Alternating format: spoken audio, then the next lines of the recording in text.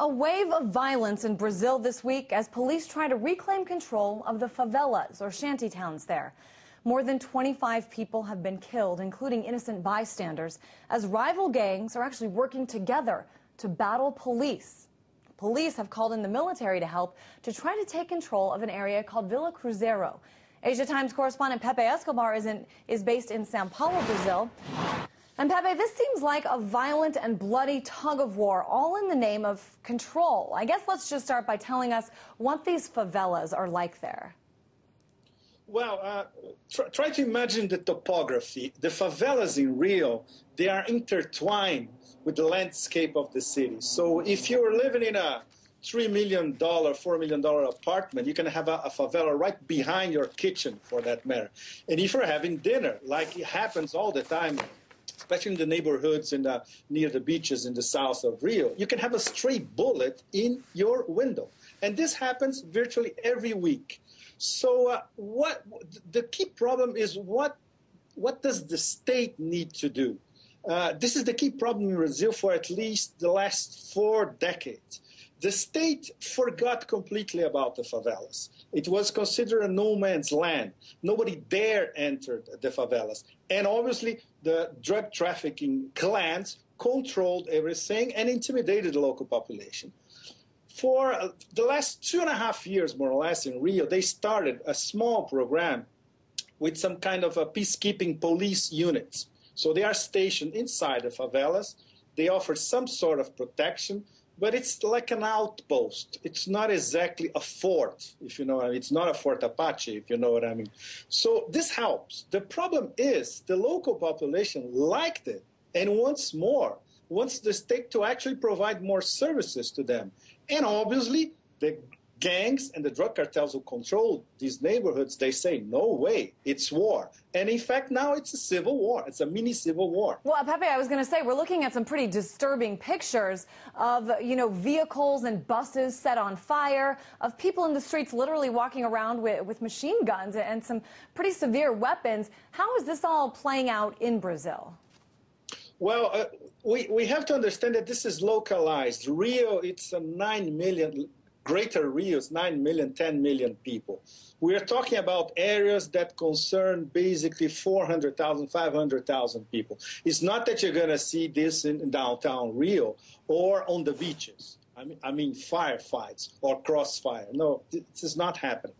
The thing is, the police this time, they decided, with the help of the Marines, in fact, 2 days ago and yesterday, and starting from today with the help of some units from the army, dispatched from Brasilia, the capital, by President Lula, they are trying to encroach on one of the neighborhoods, one of these favelas controlled by one of 3 drug cartels.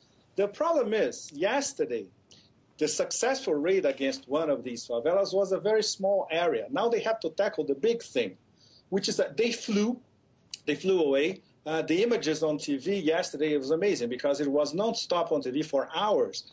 300 to 400 heavily armed men fleeing through the hills, crossing the hills and going to the other side to another huge complex of favelas where 400,000 people live. So now the police, the army, and the Marines, they have to coordinate an attack in this area. But very important, this is not the real thing. The real thing should be a long-term policy, investments in education, investments in infrastructure in the favelas, not regarding the people who live in the favelas as infra-human beings. So this is just the first step in a very long process. Well, Rio de Janeiro, of course, getting ready for some important international events coming up. The final match, of course, of the World Cup in 2014, and then the Olympics in 2016. I'm curious if you think that this was part of the decision by police to kind of finally get involved. Well, it's long overdue. I wouldn't say it's too little too late. It's too little and almost at the deadline. Don't forget that before the World Cup in 2014, there's going to be the Confederations Cup, Soccer Cup in Brazil. This means in 2.5 years. So I wonder if they can clean up the 3 major drug gangs in Rio, and we're talking about 25 or 30 different favelas, more than 400,000 people in 2.5 years. And Pepe, from what I understand, this area is controlled by a group called Comando Vermelho, or the Red Command Gang. Red Command. Right. Tell us, for those of us not really familiar with this, tell us about this group.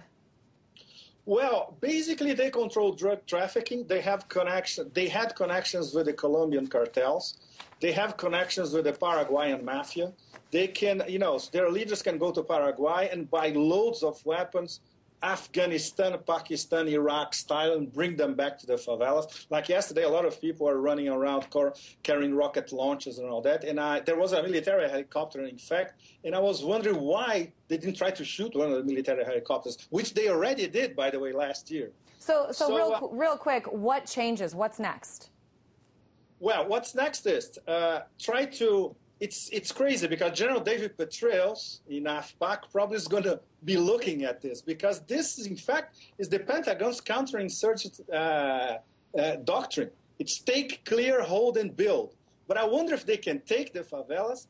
They are not going to clear. They are not going to build because the locals want to build. And I'm not sure they're going to hold a long time, because these people, they'll be scurrying around like cockroaches for a long time to come, unfortunately. Certainly a history of violence and always this tug of war for control. It will be interesting to see what happens. Pepe Escobar, correspondent for the Asia Times.